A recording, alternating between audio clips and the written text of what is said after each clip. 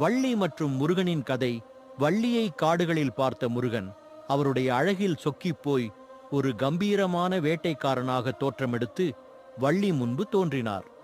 மலைகளின் தலைவர் வரும் நேரம் என்பதால் முருகனை மறைந்திருக்குமாறு கடிந்து கொண்டார்.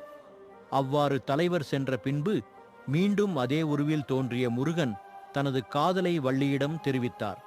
ஆனால் வள்ளி அதனை ஏற்க மறுத்துவிட்டார்.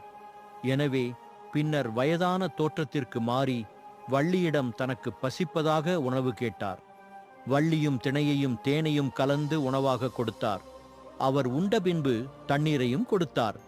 இதனை முருகன் கேலியாக இணையருக்கு தாகம் தீர்ப்பதை போன்று இருக்கிறதே என்று கூறினார். ஆனால் அவருடைய கேலியை கேட்டு கோபமடைந்தார் வள்ளி. இதனால் முருகன் தன் அண்ணன் விநாயகரின் உதவியை நாடினார்.